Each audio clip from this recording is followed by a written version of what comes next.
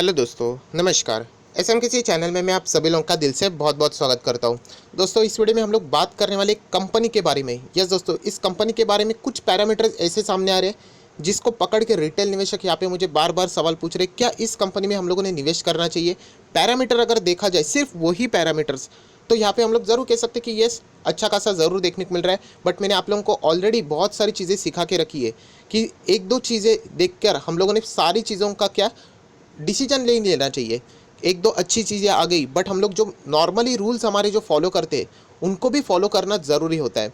So exactly मैं क्या बोल रहा हूँ, यहाँ पे जो स्टॉक 1500-1400 के आसपास चल रहा वाला जो स्टॉक था, अभी 200 के आसपास मिल रहा है, 150 के आसपास मिल रहा है। तो क्या यहाँ पे हम लोगों ने बाइंग करनी चाहिए? तो इसी से रिलेटेड सारी बातें मैं आप लोगों को A to Z यहाँ पे बताने वाला हूँ।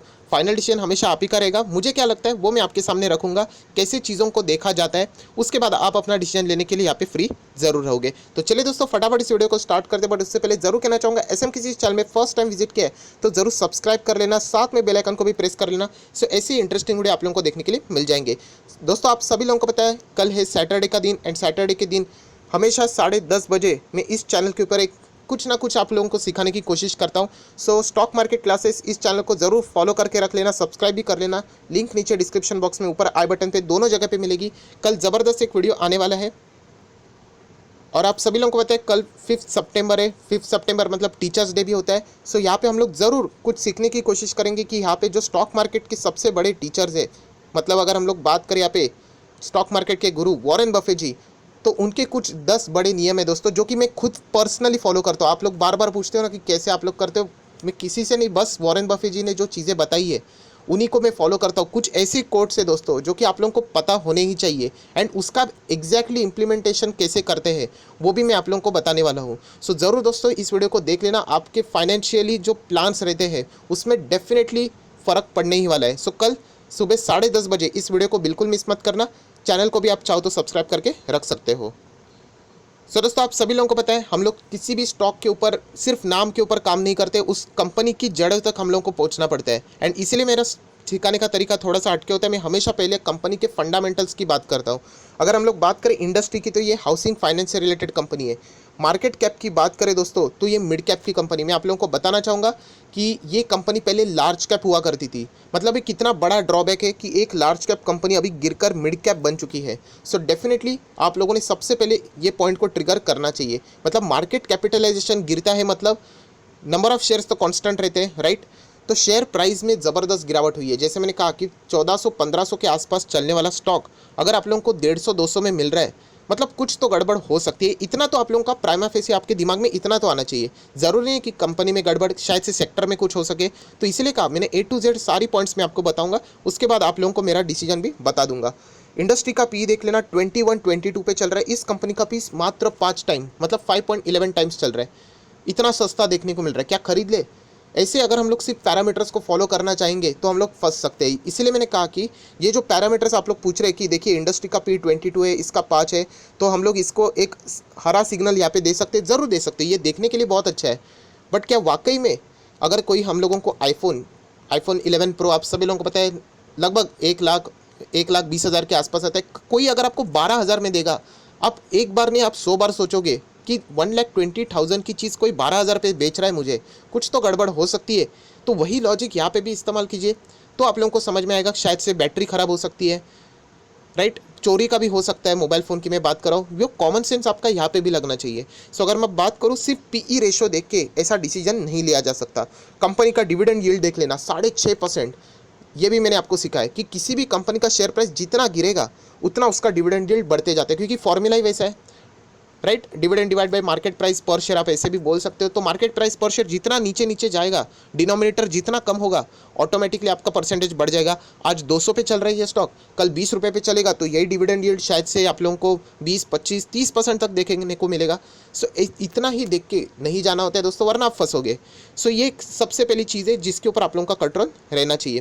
कंपनी के रिसेंटली रिजल्ट देख लेना, क्वार्टरली रिजल्ट डाउन देखने को मिल रहे हैं, चाहे वो नेट सेल्स भी हो, प्रॉफिट भी हो। तो चलिए कोई बात नहीं, Q1 में बहुत सारे ऐसे अच्छे अच्छे कंपनीज़ की धज्जियाँ उड़ चुकी है।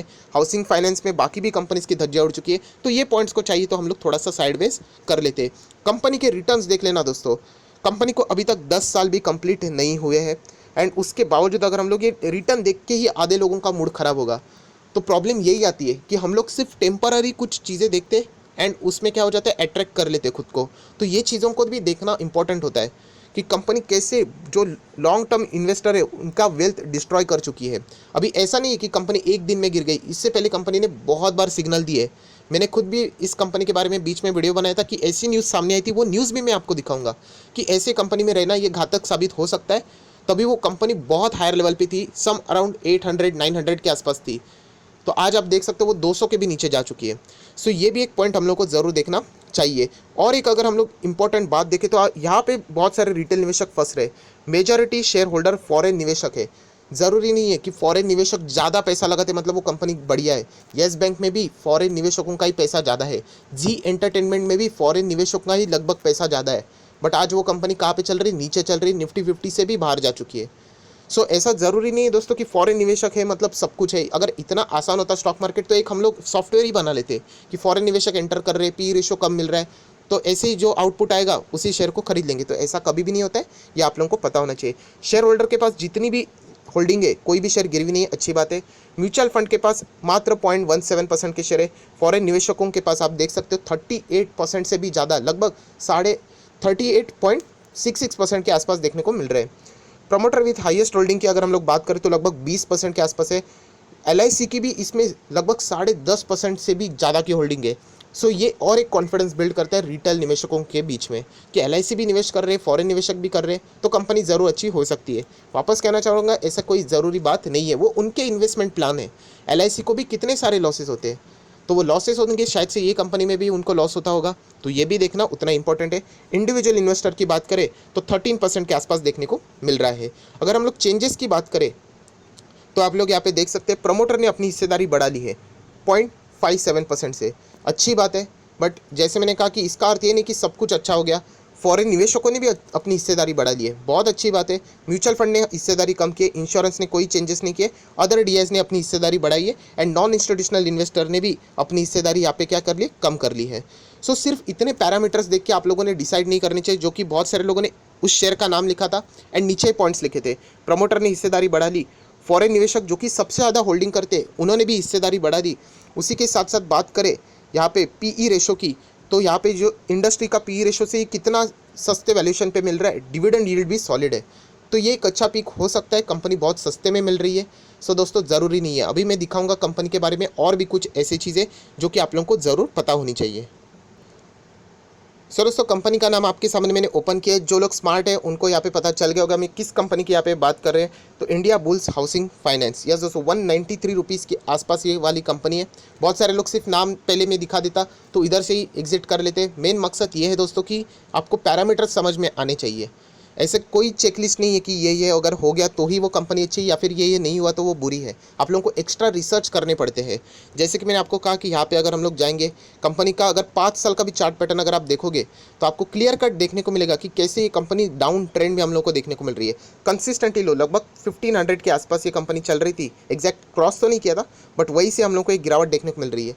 तो गिरावट तो हर किसी में भी होती है, बट यहाँ पे 2 सवाल उठ जाते हैं कि कंपनी से रिलेटेड, यहाँ पे कुछ इंटरनल इश्यूज से रिलेटेड यहाँ पे एक न्यूज़ भी सामने आई थी। क्यों ये कंपनी इतनी क्रैश हो गई, तो वो न्यूज़ भी मैं आप लोगों को दिखाना चाहूँगा, जो कि इस कंपनी से रिलेटेड पुरानी न्यूज़ है। आप लोग यहाँ पे पढ़ सकते हो, India bulls housing finance accused of miss appropriating ₹98,000 crore of public money. And इसी से रिलेटेड सुप्रीम कोर्ट में भी ये सारी चीज़ें जा चुकी थी। मैं वापस कह रहा हूँ, इसका अर्थ ये नहीं कि कंपनी दोषी हो गई, बट बहुत सारे लोग क्या करते हैं कि एक बार कोई कंपनी कोर्ट मैटर में अगर फंस जाती है, सो उसके लिए जो भी चीज़ें रहती है वो बहुत ज़्यादा स्ट्रेच हो जाती है। एंड इसीलिए तो आप लोग देख सकते हैं, मैं कोई अपने और से नहीं कह रहा हूँ कि 1400-1500 का वाला स्टॉक क्यों आज ये 150 के 200 के आसपास चल रहा है। तो इसके पीछे यही रीज़न होता है कि कोई भी अच्छा पैसा कमाने वाला इंसान ऐसे कंपनी में निवेश करना नहीं चाहेगा। तो ये तो हो गई पहली रीज़न। अभी हम लोग बात करेंगे इस कंपनी का सेक्टर, ये है हाउसिंग फाइनेंस से रिलेटेड, ठीक है। तो अगर हम लोग बात करें यहाँ पे हाउसिंग फाइनेंस की, इनके कॉम्पिटिटर्स की, आप देख सकते हो ये इनके पीयर कॉम्पिटिटर है। आईबुल्स के पीयर कॉम्पिटिटर कौन है, HDFC। जाके इसका चार्ट पैटर्न देख लेना, बिल्कुल सही चल रहा है, कोई दिक्कत नहीं है। उसी के साथ साथ गुरुम फाइनेंस भी अगर आप देखोगे तो वो भी परफॉर्मेंस दे रहा है। LIC हाउसिंग फाइनेंस, ये भी इसका कॉम्पिटिटर है, वो भी बिल्कुल ठीक ठाक चल रहा है। एवरेज फाइनेंस, ये भी अच्छा खासा परफॉर्मेंस दे रहा है। सो इसके जितने भी कॉम्पिटिटर हैं उनमें हम लोगों को प्रॉपरली चार्ट पैटर्न्स देखने को मिल रहा है, परफॉर्मेंस देखने को मिल रहा है। बट ये कंपनी ऐसी है कि ये बाकी कंपनीज के चार्ट पैटर्न ऐसे जा रहे हैं, बट ये कंपनी का चार्ट पैटर्न ऐसे नीचे जा रहा है। मतलब कुछ इस कंपनी में इंटरनल इशू है जो कि अभी हम लोगों को यहाँ पे देखने को भी मिला है, एंड जिसके बदले ये कंपनी इतना लगभग 80 to 90% हम लोग को गिरते हुए देखने को मिली है। सो ऐसे कंपनी में पैसा लगाने बहुत ज़्यादा रिस्की हो सकता है। पैरामीटर्स वाकई में अच्छे, आप लोग जो कह रहे हैं पी रेशो, उसी के साथ साथ डिविडेंड यील्ड, प्रमोटर ने हिस्सेदारी बढ़ा ली, फॉरेन निवेशकों ने बढ़ा ली, क्या गारंटी है कल अगर उन्होंने कम कर दी तो? ये भी तो आप लोगों ने सोचना चाहिए। सो ये बात आप लोगों ने देखनी चाहिए। एंड इनके कॉम्पिटिटर देख लेना कि कैसे ये ऊपर जा रहे हैं एंड ये कंपनी नीचे जा रही है। सो संभाल के रहना। मैं अपने पॉइंट ऑफ व्यू से तो हमेशा आप लोगों को बता के आ चुका हूँ कि चाहिए तो ये कंपनी को वापस कम बैक करने दो, कोई इसमें दिक्कत नहीं। बट फिलहाल एट प्रेजेंट इस कंपनी में निवेश करना मुझे अभी भी डेंजरस लग रहा है। मैं वापस कह रहा हूँ निवेश की बात। बहुत सारे लोग बोलते कि देखिए सर आप बोल रहे थे आज इसने 20% जंप किया, अरे वो ट्रेडिंग की बात हो गई। एक दो दिन में तो कोई भी शेयर भाग जाता है। येस बैंक भी भाग गया था, एक बार 30-35% भाग गया था, उसके बाद क्या हो गया सभी लोगों को पता है। तो ट्रेडिंग अलग होती है, इन्वेस्टमेंट अलग होता है। हम लोग इन्वेस्टमेंट की बात करते हैं लॉन्ग टर्म की। सो लॉन्ग टर्म के लिए इतने अच्छे प्लेयर्स मार्केट में अवेलेबल रहते वक्त ऐसे कंपनी में पैसा डालना ये रिस्की साबित हो सकता है। अगर आप रिस्क लेना चाहते हो अपने दम के ऊपर तो डेफिनेटली आप लोग के पास वो फ्रीडम है, मैं रोकूंगा नहीं। बट एक स्मार्ट इन्वेस्टमेंट की और अगर मैं जाऊंगा सो ऐसे कंपनी में इन्वेस्ट करना रिस्की साबित हो सकता है। इवन दो अगर मैं आप लोगों को यहाँ पे बता दूं HDFC जैसी अच्छी कंपनी जो कि 2,500 के आसपास चल रही थी वो आपको इतने सस्ते दाम में मिल रही है। आज भी मैं बिलीव करता है ये कंपनी बहुत सस्ते दाम में है, 2,500 पे चल रही थी। हाँ, फाइनेंस से रिलेटेड बहुत सारी इशूज़ है, RBI मोरेटोरियम को लेके बहुत ज़्यादा इशूज़ है, डेफिनेटली एग्री। बट ये कंपनी ख़राब नहीं है। एटलीस्ट ऐसी सिचुएशन नहीं है जहाँ पे हम लोग को इस कंपनी के बारे में देखने को और सुनने को मिल रहा है। सो संभाल के रहना चाहिए, इतना ही मैं आप लोगों को बताना चाहूँगा। एंड मेरा तो यही कॉल रहेगा आप लोगों के लिए कि मेरे पोर्टफोलियो में तो ये कंपनी को मैं ज़्यादा जगह नहीं दे सकता, क्योंकि अच्छे अच्छे कंपनी अभी भी आप लोगों को सस्ते दाम में वहाँ यहाँ पे मिल रहे हैं। परफॉर्मेंस की बात करें तो 35% के आसपास, 36% के आसपास कंपनी की डिलीवरीज पोजीशन आज के दिन 4 सितंबर को देखने को मिल रही है। बाकी अगर 52 लो एंड हाई की बात करें तो एग्जैक्टली पिक्चर सामने नहीं आ जाएगा, क्योंकि पुराना डेटा हमारे सामने यहाँ पे देखने को मिल रहा है। सो दोस्तों यही कहना चाहूँगा कि कंपनी में निवेश करने से पहले संभाल के रहना।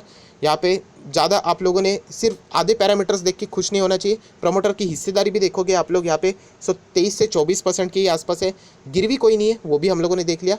बट ये सारी चीज़ों को याद ज़रूर रखना कि कंपनी का चार्ट पैटर्न, इनके कॉम्पिटिटर्स जिस टाइप का परफॉर्मेंस दे रहे हैं उसके बदौलत हम लोग ज़रूर कह सकते हैं कि आप लोगों ने इस कंपनी से इन्वेस्टमेंट पर्पज़ के लिए अगर दूरी बनाते हैं आप लोग, तो आप लोगों का पोर्टफोलियो ज़्यादा सेफ यहाँ पे रह सकता है।